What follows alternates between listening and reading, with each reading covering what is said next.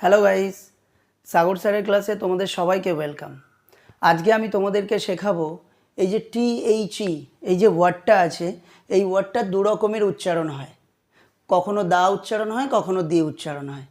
তো এটার একটা প্রপার নিয়ম আছে, কখন দা উচ্চারণ করতে হয়, কখন দি উচ্চারণ করতে হয়, একটা সঠিক নিয়ম আছে।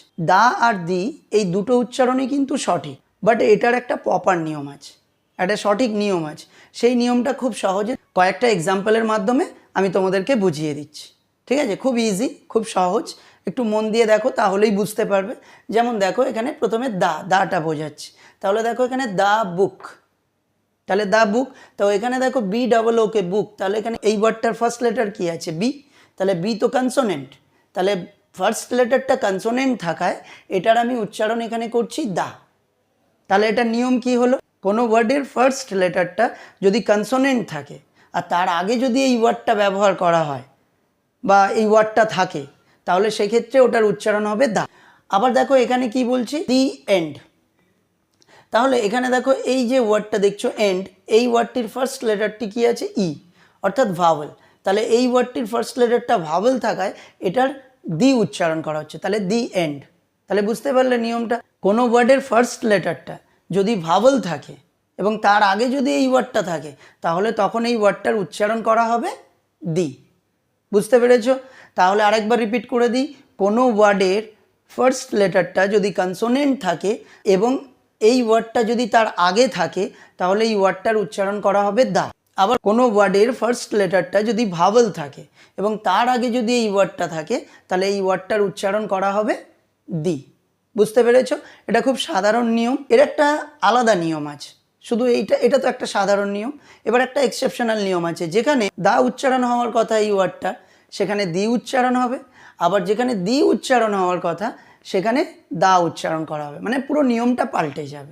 তো সেই নিয়মটা আবার তোমাদের শিখতে হবে। দেখো এখানে একটা স্টার মার্ক দিয়ে এখানে নিয়মটা আমি বুঝিয়ে দিচ্ছি। দেখো, ভাওয়েল যখন ভাওয়েলের মতো অথবা ইউ বা ওয়ার মতো উচ্চারণ হয়, তাহলে কি বললাম?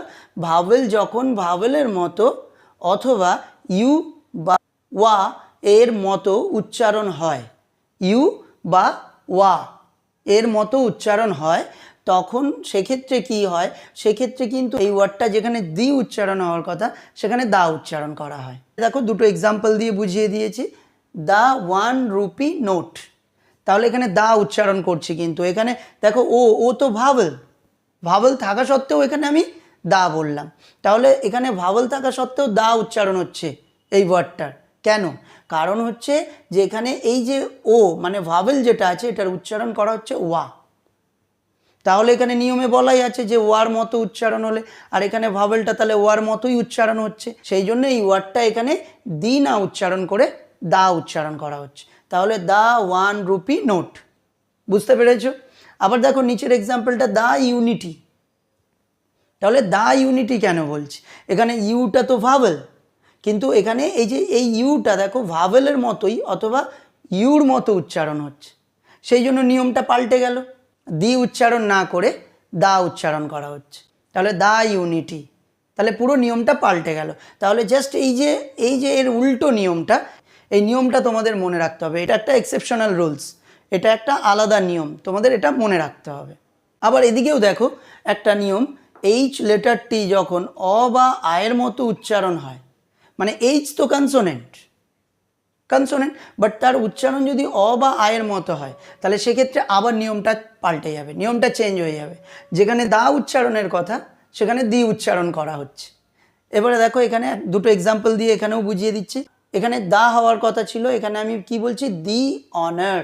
তাহলে এইচ তো কনসোনেন্ট, বাট এটার উচ্চারণ কি হচ্ছে? অ, মানে এখানে অ উচ্চারণ করা হচ্ছে, সেই জন্য এখানে এটা দা উচ্চারণ না করে দি উচ্চারণ করা হচ্ছে।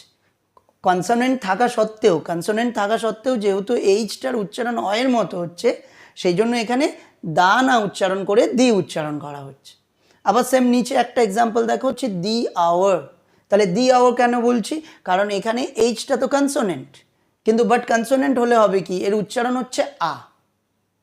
তাহলে এই এইচের উচ্চারণটা আয়ের মতো হচ্ছে বলে এখানেও সেম এই ওয়ার্ডটি তাহলে দা উচ্চারণ না করে দি উচ্চারণ করা হচ্ছে। তাহলে দি আওয়ার, দ্য আওয়ার না কিন্তু দি আওয়ার, এখানে দ্য অনার না কিন্তু দি অনার। তার মানে কি নিয়মটা পাল্টে গেল, নিয়মটা চেঞ্জ হয়ে গেল। বুঝতে পেরেছো? সো বাই গাইস, নেক্সট ভিডিওতে দেখা হবে। আমার সঙ্গে থাকো, আমার ক্লাসগুলোকে ফলো করো। এরকম ছোট ছোট অনেক বিষয় আছে তোমরা জানতে পারবে ইংরেজির, যেগুলো তোমাদের অনেক কাজে লাগবে। আমার ভিডিওগুলো খুব মনোযোগ সহকারে দেখো, নিজেরা শেখো এবং শেয়ার করে অন্যদেরকে শিখতে সাহায্য করো। সো বাই গাইস, নেক্সট ভিডিওতে দেখা হবে।